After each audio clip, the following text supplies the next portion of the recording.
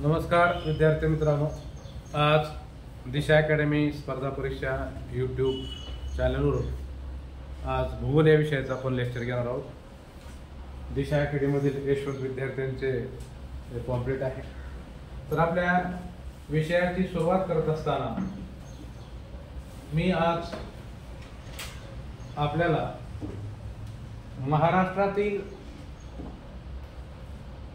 जे धरण आहेत त्याचे जलाशय आहे, त्याचे नाव आणि त्यानंतर त्यांचा जिल्हा आणि ते धरण कोणत्या नदीवर आहे अशा पद्धतीने पाहायचा. क्रम पाहत असताना आपल्याला पहिल्या सुरू धरण, त्याच्यानंतर जलाशयाचे नाव, त्याच्यानंतर नदीचे नाव आणि त्याच्यानंतर जिल्हा, या पद्धतीने आपल्याला पाहिजे.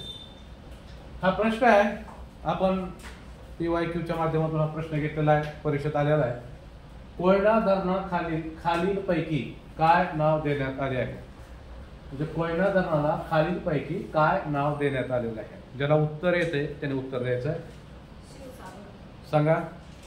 भागीरथी सागर. कोण सांगतंय? शिवसागर. तो उत्तर काय बेटा? शिवसागर. सॉरी, नाथसागर झाले माझ्या. शिवसागरचं नाव काय? शिवसागर. आता हा पाहत असताना आपल्याला महाराष्ट्रातील इतर धरण देखील पाहावं लागते, बरोबर आहे. भाग्यलक्ष्मी असेल किंवा इंदिरा सागर असेल, हे सुद्धा आपल्याला पाहणं आवश्यक आहे. नेमकं आता पहिला धरणाची मी तर प्रतिआकृती काढलेली आहे. ते धरण आहे, बरोबर आहे. महाराष्ट्रातले धरण आहेत, त्या भारतातले धरण आहेत. हे नेमकं धरण म्हणजे काय आपण समजून घेणं महत्वाचं आहे. त्यामध्ये सर्वात महत्वाची गोष्ट आहे, आपण ज्यावेळेस महाराष्ट्राचा विचार करतो, आपण ज्या धरणाचा आज अभ्यास करणार आहोत ते महाराष्ट्रातील धरण. हे महाराष्ट्राचा नकाशा, महाराष्ट्राच्या बहुतांश जिल्ह्यामध्ये नद्या आहेत आणि बहुतांश जिल्ह्यामध्ये त्या नद्यावर बांधण्यात आलेले धरण आहे. हा सरदार सरोवर आहे, गुजरातमधील नर्मदा नदीवर हा सरदार सरोवर आहे. या चित्राच्या माध्यमातून तुमचा दृकश्राव्याचा वापर व्हावा म्हणून दोन्ही या पंचलचित्र आणि श्राव्य साधनाचा वापर आपण याच्यामध्ये करत आहोत. आलं लक्षात? आता सगळ्यात महत्वाची गोष्ट आहे की आपल्याला धरण समजून घेत असताना नेमकं धरण म्हणजे काय आणि जलाशय म्हणजे काय या दोन्हीचा फरक समजला पाहिजे. बघा, या ठिकाणी हा जो भाग आहे अशा पद्धतीने मी छोटीशी आकृती काढतो आणि या पद्धतीनं हा भाग जो आहे हा उंचवट्याचा भाग आहे आणि हा जो भाग आहे अशा पद्धतीनं हा जो जलसाठा आहे या ठिकाणी जो जलसाठा आहे हा पूर्ण पाण्याचा जलसाठा आहे. त्याला आपण काय म्हणतो? जलाशय.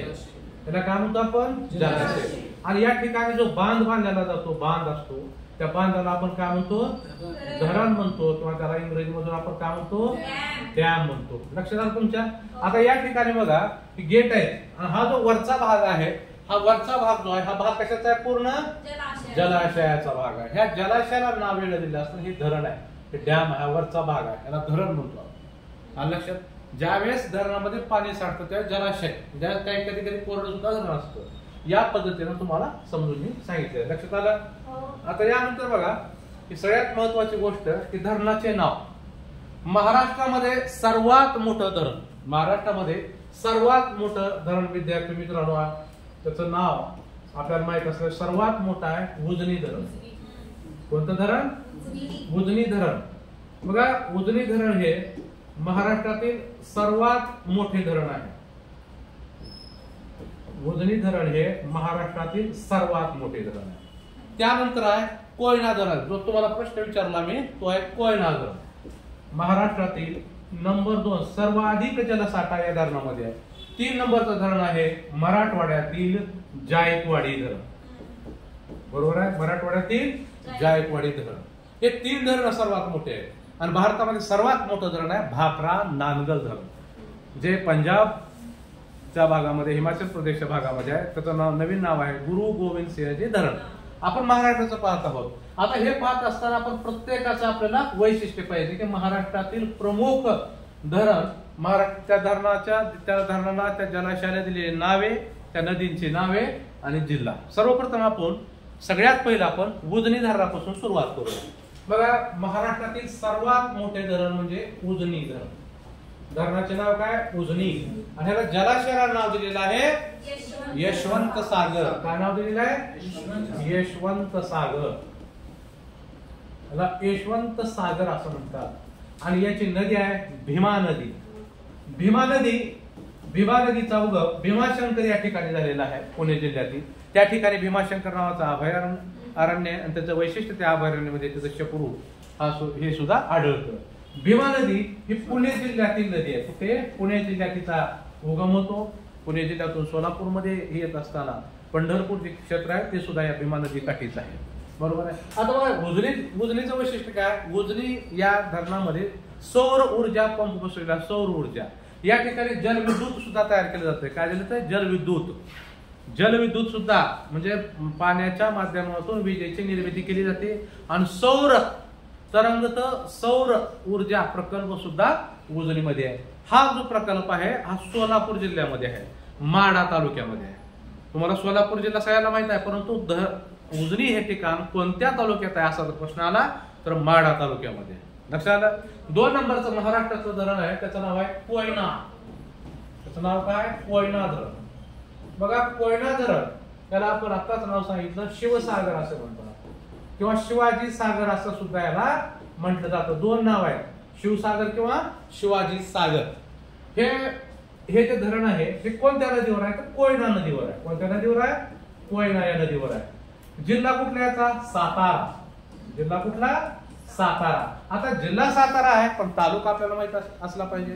तालुका याचा काय? पाटण. तालुका काय? पाटण तालुक्यात आहे. आता कोयना जे धरण आहे हे कोयना धरणाचं वैशिष्ट्य म्हणजे विद्यार्थी मित्रांनो भारतातील सर्वात पहिला जलविद्युत प्रकल्प हा कोयनामध्ये करण्यात आला. कशामध्ये? कोयनामध्ये. जवळपास यामध्ये 1200 मेगावॅट वीज तयार करण्यात आली. हा महाराष्ट्रातील पहिला प्रकल्प आहे ज्यामध्ये जलविद्युत प्रकल्प उभा करण्यात आला. कोयन्याचा उगम महाबळेश्वर या ठिकाणी झालेला आहे. कोयना आणि कृष्णेची ही उपनदी आहे. लक्षात. 3 नंबरचा डॅम तुम्हाला मी सांगत असताना सांगितलं की मराठवाड्यातील जायकवाडी. बघा हा जो जायकवाडी प्रकल्प आहे हा जायकवाडी प्रकल्पाला नाथसागर हे नाव देण्यात आलेलं आहे. काय नाव देण्यात आले? नाथसागर. आपल्याला माहित आहे संत एकनाथ हे पैठणचे रहिवासी होते. ते भारुडाचे जनक आहेत आणि त्यांच्या नावाने म्हणजे खूप वर्षापूर्वी संत होऊन गेले, त्यांच्या नावाने याचं नाथसागर असं नामकरण करण्यात आलेलं आहे. हा नाथसागर जो आहे हा संभाजीनगर मध्ये येतो. कुठल्या जिल्ह्यामध्ये येतो? संभाजीनगर मध्ये. कुठल्या नदीवर आहे? हे गोदावरी नदीवर. कोणत्या नदीवर? गोदावरी. महाराष्ट्रातील सर्वात लांब असलेली नदी आहे. 668 किलोमीटर लांबी आहे. आणि याचं ठिकाण जिल्ह्यात कुठले येतो? हा संभाजीनगर. आपण त्याला छत्रपती संभाजीनगर म्हणतो. त्याचं नामांतर झालेलं आहे छत्रपती संभाजीनगर यामध्ये आहे. जायकवाडी हा महाराष्ट्रातील 3 नंबरचा सर्वात मोठा जलाशय असलेला सर्वात मोठा डॅम. 4 नंबरला आपण त्याच्या पुढे जाऊ म्हणजे कंटिन्यू आपण घेऊ, तुमच्या लक्षात येईल. त्यामध्ये विष्णुपुरी प्रकल्प कुठला आहे? विष्णुपुरी प्रकल्प आहे.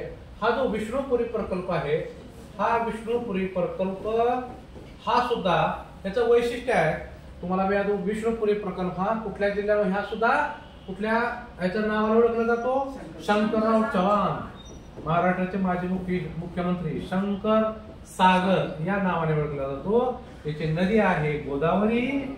हा आहे नांदेड जिल्ह्यामध्ये. कोणत्या जिल्ह्यामध्ये? नांदेड जिल्ह्यामध्ये येतो. बघा विष्णुपुरीचं वैशिष्ट्य म्हणजे काय? या ठिकाणी वॉटर लिफ्टिंग म्हणजे वॉटर लिफ्टिंग म्हणजे काय? म्हणजे खालच्या ठिकाणातून पाणी वरच्या ठिकाणावर नेणे तर वॉटर लिफ्टिंग म्हणतो. लिफ्ट केलं गेलं पाणी काय केलं? लिफ्ट केलं गेलं. हा लिफ्ट करणारा प्रकल्प आहे मराठवाड्यातला एक. ज्या ठिकाणी पाणी पोहोचत नाही त्या ठिकाणी पाणी घेऊन जाण्याचा प्रयत्न म्हणजे खोलगट भागातून उंच वाट्याकडे पाणी नेण्याचा जो भाग आहे तो आहे विष्णुपुरी. विष्णुपुरी प्रकल्प हा नांदेड जिल्ह्यामध्ये. हा लक्षात. आणि पुढे नांदेड जिल्ह्यातून ज्यावेळेस नदी गोदावरी पुढे जाते त्यावेळेस बाभळी म्हणजे तेलंगणा आणि महाराष्ट्राचा वाद आहे. बाभळी प्रकल्प आहे, बाभळी डॅम आहे. त्याच्यानंतर आपल्याला पाहायचं आहे महाराष्ट्रातील असे अनेक महत्वपूर्ण आहेत ज्यांचं नाव आहे. त्याच्यानंतर आपण पाहू भंडारदरा. म्हणजे अनेक वेळेस आपल्या पोलीस भरतीला म्हणा सरळ सेवेला त्याच्यावर प्रश्न पडलेला आहे. भंडारदरा. बघा भंडारदराचं वैशिष्ट्य काय की भंडारदरा जो आहे प्रकल्प हा इंग्रज यांच्या काळातील आहे. कुणाच्या काळातील आहे? इंग्रजांच्या काळातील आहे.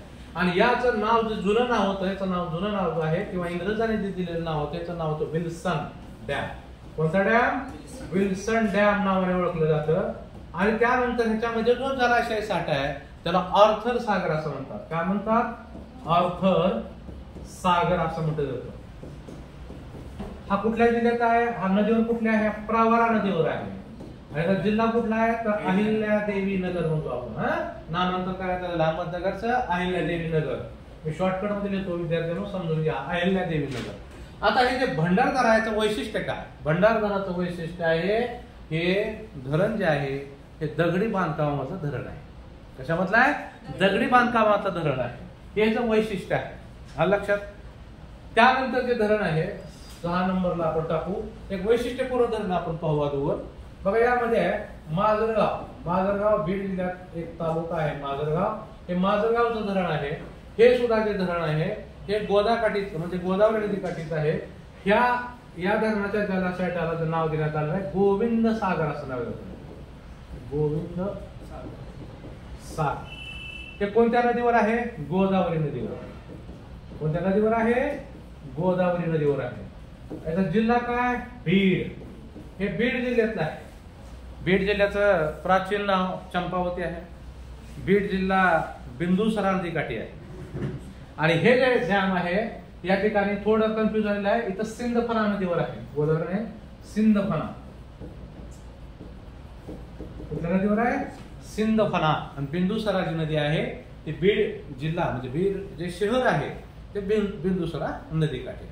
लक्षात आलं का? तुमच्या लक्षात येत आहे का नाही? आता बघा यानंतर की अनेक असे छोटे मोठे डॅम महाराष्ट्रामध्ये आढळून येतात. प्रामुख्याने आपण म्हणतो माणिक डोह, तोतला डोह नाव ऐकलं असं, बरोबर आहे. त्याच्यानंतर राधानगरी डॅम आहे. राधानगरीवर सुद्धा अनेक वेळेस प्रश्न पडलेला आहे. मी तुम्हाला प्रश्न विचारतो. त्यानंतर राधानगरी या ठिकाणी अभयारण्य सुद्धा आहे जे दाजीपुरा नाव ओळखलं जातं. राधानगरी हे जो ठिकाण आहे हा राधानगरी डॅम याचं जे नाव देण्यात आलेलं आहे, काय नाव देण्यात आलेलं आहे? लक्ष्मी सागर किंवा भाग्यलक्ष्मी कोल्हापूरचे असं म्हणतात. त्याला लक्ष्मी सागर असं म्हणतात. आणि हा जो आहे हा कोल्हापूर जिल्ह्यात आहे. याचं थोडं वैशिष्ट्यपूर्ण काय? याचं वैशिष्ट्य आपल्याला त्याच्या कळाले पाहिजे. राधानगरी कोयना नदीवर आहे ना. त्याचे काय वैशिष्ट्य आपल्याला माहित असले पाहिजे. यामध्ये प्रामुख्याने बघा त्याचा जिल्हा नाही तुम्ही अगोदर कोल्हापूर जिल्हा बघा. राजश्री शाहू महाराजांनी 1907 ला कधी 1907 ला हे धरण निर्माण केलेलं आहे. हे म्हणजे महाराष्ट्रातील सर्वात जुने धरण. जसं रंकाळा तलाव शाहू महाराजांनी बांधलेला आहे कोल्हापूर शहरामध्ये, तसं राधानगरी या ठिकाणी 1907 ला हे धरण बांधण्यात आलेलं आहे. शाहू महाराजांनी तलाठीपद सुद्धा सुरुवात केलेलं आहे. बघा शाहू महाराजांनी तलाठी हे लिहून घेतलं का? पर्यंत लक्षात आलं का?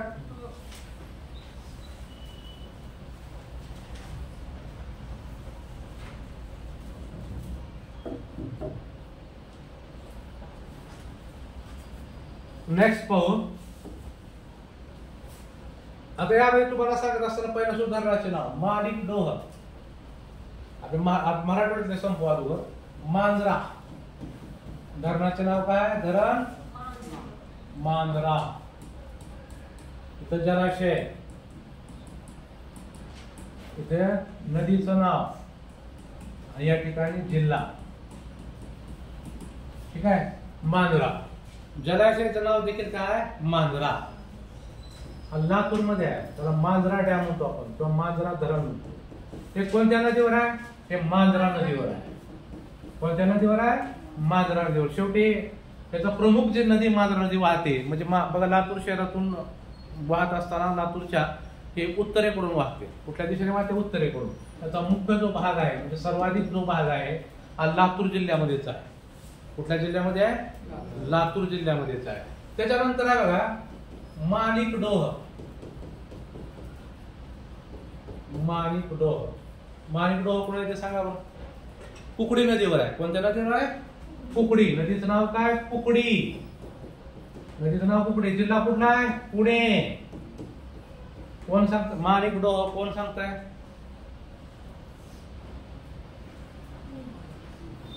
शहाजी सागर छत्रपती शिवाजी महाराजांचे वडील त्यांच्या नावाने दिलेला आहे. कुठला सागर? शहाजी सागर या नावाने हे काय प्रसिद्ध आहे. आलं लक्षात? लक्षात आहे का तुमच्या? त्यानंतर आहे पानशेत. पुणेमध्ये पानशेत धरणाचं नाव आहे पानशेत धरण. पानशेत धरण.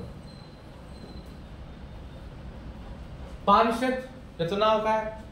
तानाजी सागर.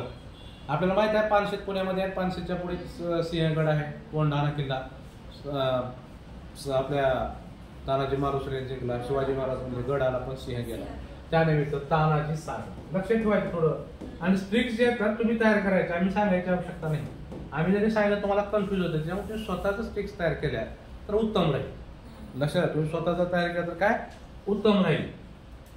पानशेत कोणत्या नदीवर आहे? आंबी. नदीचं नाव काय? आंबी. जिल्हा पुणे.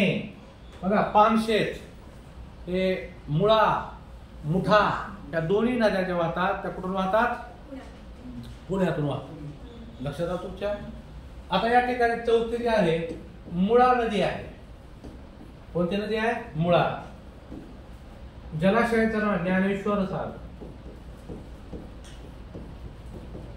ज्ञानेश्वर सागर. कोणता सागर? ज्ञानेश्वर. कोणत्या नदीकाठी आहे हा? मुळशी पुण्यामध्ये येतं धरण. मुळा मुळशीचा आता सांगतो बरोबर आहे प्रश्न विचारले. मुळा एक पुण्यामध्ये आहे आणि नगरमध्ये एक आहे. मुळा आणि मुठा या दोन्हीचा ज्या ठिकाणी संगम आहे त्याला नेवासी असं आपण म्हणतो. मुळा आणि प्रवरा या दोन्हीच्या संगमाला नेवासी. म्हणजे मुळा नावात साम्य आहे. पुण्यामध्ये ही मुळा नदी आहे आणि नगरमध्ये आहे. लक्षात? या ठिकाणी नदीचं नाव आहे मुळा. बघा मी तुम्हाला सांगितलं मुळा आणि प्रवरा आहे या दोन्हीचा ज्या ठिकाणी संगम आहे त्या ठिकाणचं नाव आहे नेवासे. आणि आपल्याला माहित असेल संत ज्ञानेश्वर माऊलीने भिंतीवर बसून म्हणतात किंवा रेड्याला काय म्हणतात त्याला आपण अभंग म्हणायला लावले, वेद म्हणायला लावले, काय काय आहे ती आख्यायिकी आहे. त्याच्यामुळे ज्ञानेश्वरी नाव दिले. लक्षात घ्या ज्ञानेश्वरी नाव देण्यात त्याचा म्हणजे इतिहासाचा संबंध असतो त्याच्यामध्ये. मुळा कुठं?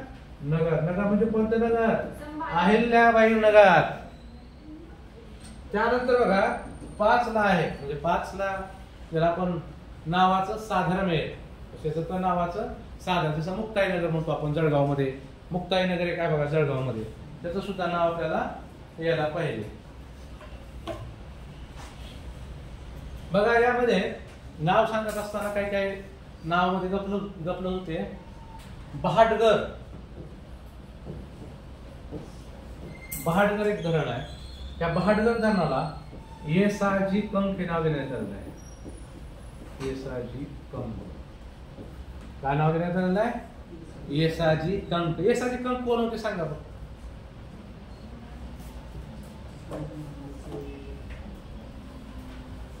नदीचं नाव काय? येळवंडे. मी तुम्हाला मध्ये का थांबतो, काही गोष्टी तुम्हाला माहित असल्या पाहिजे. आपण आपल्याला चौथीच्या इतिहासामध्ये मराठ्यांचा इतिहास आहे बरोबर आहे. येळवंडे नदीचं नाव येळवंडे. ठिकाण कुठलं आहे? पुणे.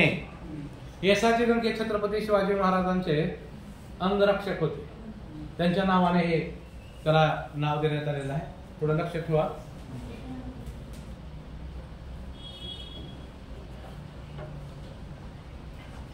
त्याच्यानंतर आहे 6वं धरण तानसा. धरणाचं काय नाव? तानसा. तानसा धरण. त्या तानसा धरण हे पालघर मध्ये आहे. त्याला नाव दिलं नाना जगन्नाथ शंकर शेठ. ज्यांनी मुंबई शहर बसवलं. नाना जगन्नाथ शंकर सेठ. लक्षात? तानसा नदी. नदीचं नाव काय? तानसा. अगोदर हे ठाण्यामध्ये होते. आता ही नदी कशामध्ये आली? पालघर मध्ये. शाबास. तानसा आणि भातसा ठाण्यामध्ये. झालं का? लिहून घेतलं का सर्व? पटपट.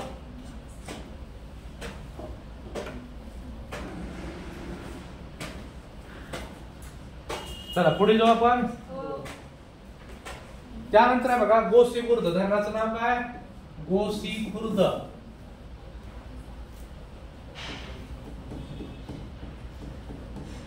गोसीखुर्द धरण.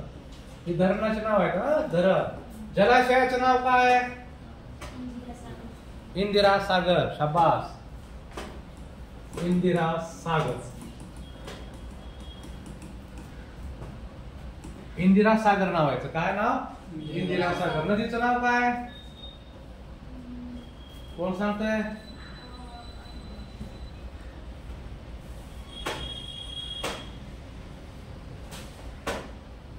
वैनगंगा. वैनगंगा. आणि याला नाव देण्यात आलेलं आहे, नाव देण्यात आलं आहे पंडित जवाहरलाल नेहरू किंवा पेंच अभयारण्य म्हणतो आपण. पेंच नदी. कुठली नदी? पेंच नदी.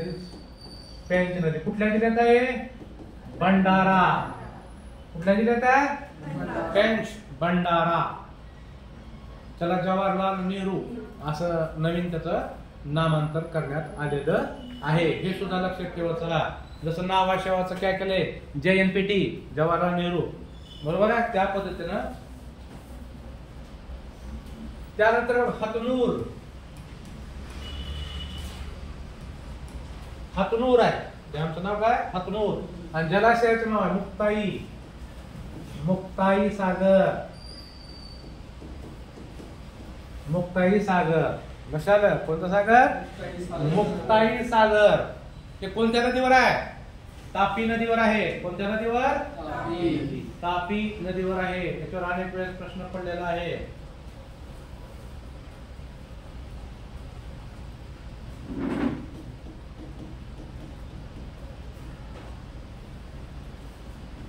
कुठल्या जिल्ह्यात येत आहे? जळगाव. मुक्ताई तालुका आहे, जिल्ह्याचा जळगाव आहे. मुक्ताई बघा, ज्ञानेश्वराची बहीण आहे मुक्ताई. आणि निवृत्तीनाथ, सोपानदेव, ज्ञानेश्वर माऊली आणि मुक्ताई. सध्या पंढरपूरची यात्रा चालू आहे. उद्याच्या रविवारी मोठी एकादशी आहे, आषाढी एकादशी. महाराष्ट्राची एक परंपरा आहे. त्यानंतर आहे बघा वसंत सागर.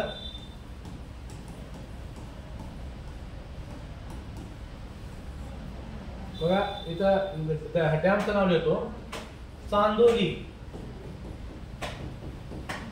आणि त्याचं नाव आहे जलाशयाचं वसंतनगर. काय नाव? वसंतनगर. हे कोणत्या नदीवर आहे? वारणा, कोल्हापूर. कोणत्या नदीवर? वारणा.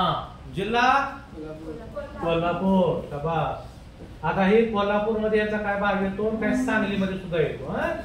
काय पुस्तकामध्ये सांगली लिहिलं आहे, काय पुस्तकामध्ये कोल्हापूर लिहिलं आहे. दोन्हीचं समजून घ्या.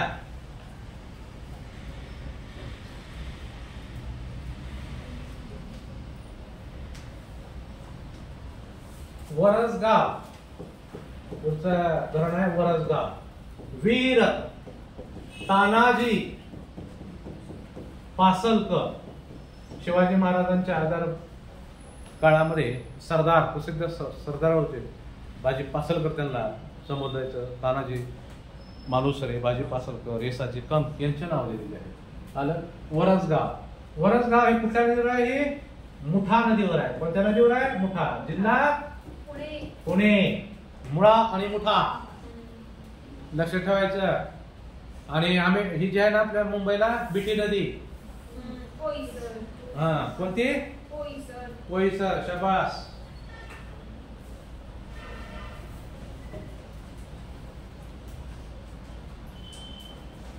दूधगंगा नदीचं नाव आहे दूधगंगा. बघा, दूधगंगा ही नदी जी आहे ही सुद्धा खूप वैशिष्ट्यपूर्ण आहे. या नदीमध्ये मगरी आढळतात. काय आढळतात? मगरी. म्हणजे खूप रेअर याच्यामध्ये मगरी आढळतात. त्याचं नाव आहे राजश्री शाहू. राजश्री शाहू सागर. राजश्री शाहू सागर. कोणती नदी आहे?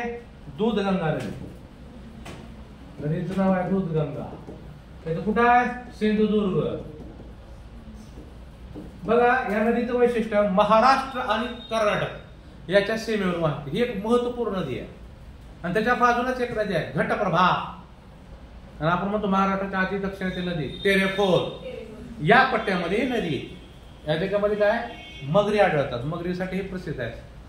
तसं मगरीसाठी जसं मगरी आणि सुशीसाठी ताडोबा अभयारण्य प्रसिद्ध आहे, तसं या दूधगंगा नदीमध्ये मगरी आढळतात. कुकडीमध्ये रांजण खळगी आढळतात. तानसामध्ये रांजण खळगी आढळतात.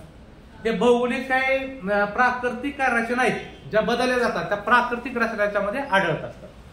आता अनेक परिषद प्रश्न पडतो, रांजण खळगे खालीलपैकी कोणत्या नदीमध्ये आढळतात? तानसा आणि कुकडी नगरमध्ये.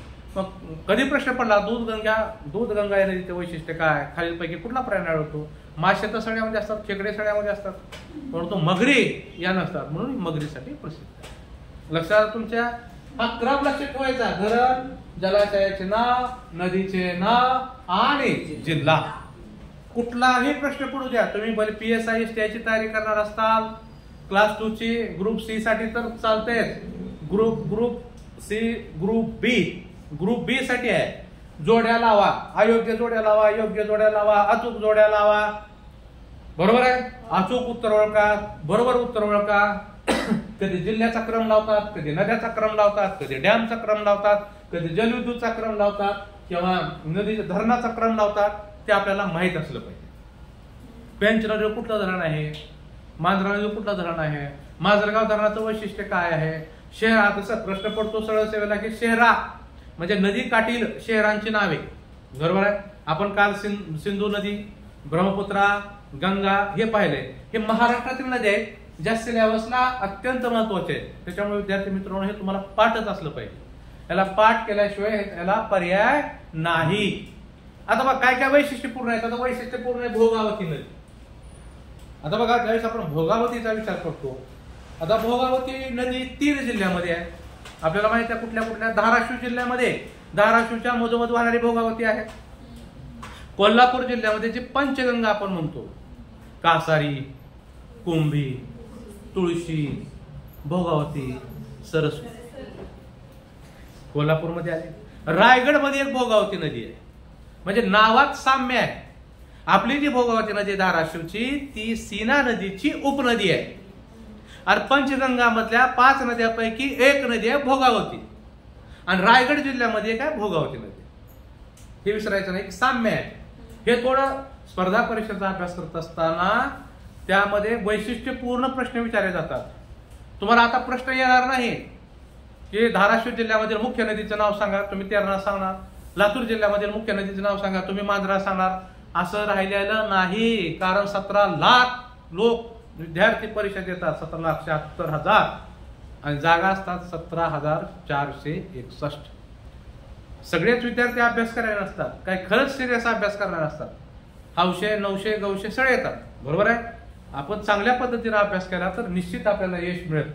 त्यामुळं हा सगळा भाग जो आहे भूगोलाचा, हा पाठांतराचा भाग आहे. त्याला मुखोद्गत करा, त्याला पाठ केल्याशिवाय पर्याय नाही. लक्षात आलं? अजून काय वैशिष्ट्यपूर्ण गोष्टी जर तुम्हाला सांगायचं झाल्या तर यामध्ये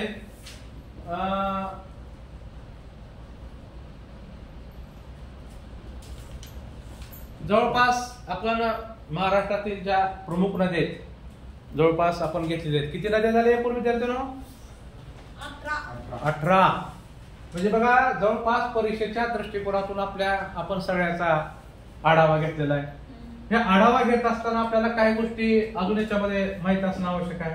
मग आता काय वैशिष्ट्यपूर्ण धरण आहेत भारतामध्ये? मी तुम्हाला सांगितलं की भारतामध्ये सर्वात मोठं धरण भाकरा धरण आहे.